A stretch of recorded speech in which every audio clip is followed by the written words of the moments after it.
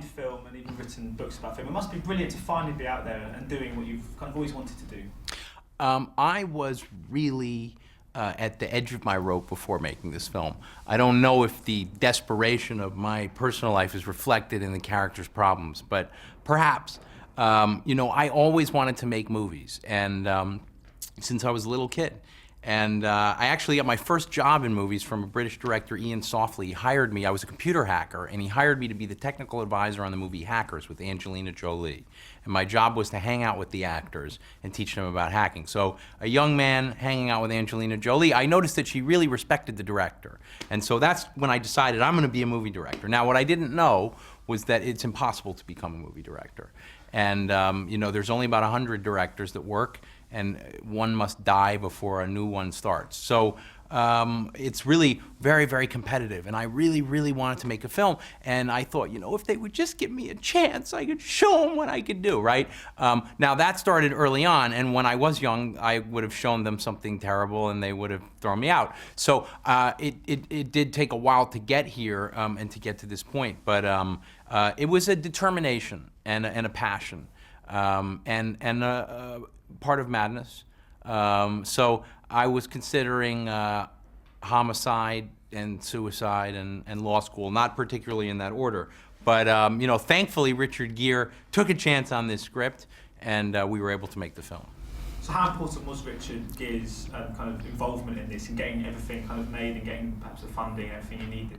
Well, Richard was critical. I mean, apart from the business aspects of, you know, him being an international movie star, which would allow me to raise the money, you know, there was almost nobody that we could even consider for the part, because it's a hard part to play. It had to be this dashing, charming businessman that you would trust and that you could give money to. You could see him in a Wall Street context, but also had to be willing to reveal those parts of himself that were less than perfect, and that you could see the humanity within the character. You could feel something for this billionaire criminal.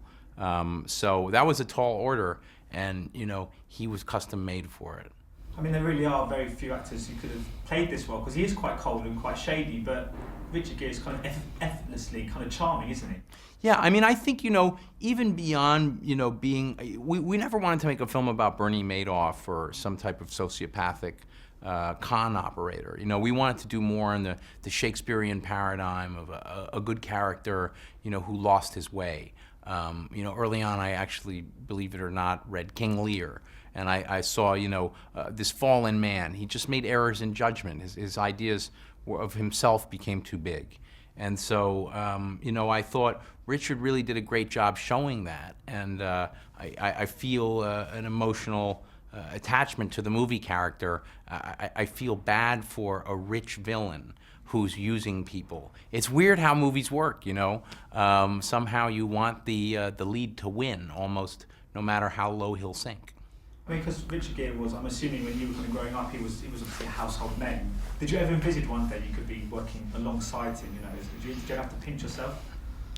I have had so many things that I used to dream about actually happen in my life that long ago I sort of said anything is possible if you're determined enough. But I would say working with Richard is not one that I ever contemplated. It just, it all felt so far away. And now it's like, I think, you know, Richard and I became really, honestly, close friends through this process. And it's like I think of life now without Richard, and it would be sad. I would really miss him and miss a friend. So it's funny the twists and turns things take. What I'm most happy about, you know, is that for both of us, it was just a lovely film. He really built a great character, and we rehearsed together for a month, and he was able to find a performance that I think will stand the test of time. So you just need to work with Angelina Jolie now, and you need a director, and you've got a full house. Well, you know, like there are 100 directors that one has to be murdered for another to move in. I don't know if I'm ready to do Duel to the Death with Brad Pitt, but also I don't have a big enough house for all those kids.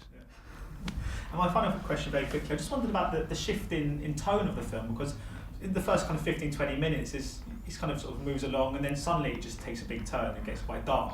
I was wondering if it was quite difficult to change the entire emphasis of the whole film, the prospect of it. Well, you know, Film structure is an interesting thing. You know, even Stanley Kubrick remarked upon it. There's a certain point in a movie at which, you know, something has to happen that's going to spin the action around in another direction. Some people call it the plot point or the turning point, where you set up a world and you introduce these characters, and then you kind of flip everything that you knew about them, and now the stakes are raised dramatically. It's an important thing for the audience because it hooks them to want to know what the outcome is.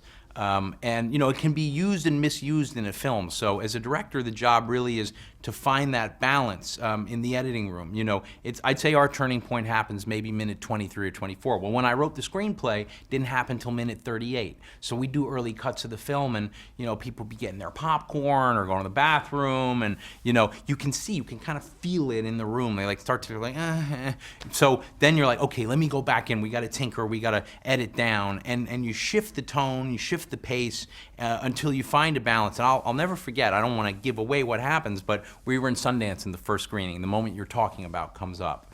And nobody knew anything about this film. No one had ever seen it. In fact, I'd only shown it to 50 friends. I didn't know if they were going to throw tomatoes at the screen. But we're in a room with 1,200 people in Park City, Utah. And this moment, the first turning point of the film happens. And I swear to God, I heard, boom, the whole room exploded. And they were so jazzed, like the adrenaline coursing through there was crazy. And they really, they were so into the movie from that moment. You know, they'd been getting into it slowly, like the bathwater heating up, but man, they were hooked, and you know, nobody went to the bathroom after that. It's always a good sign. Brilliant. Well, thank you so much for your time today. Much appreciated. Thank you.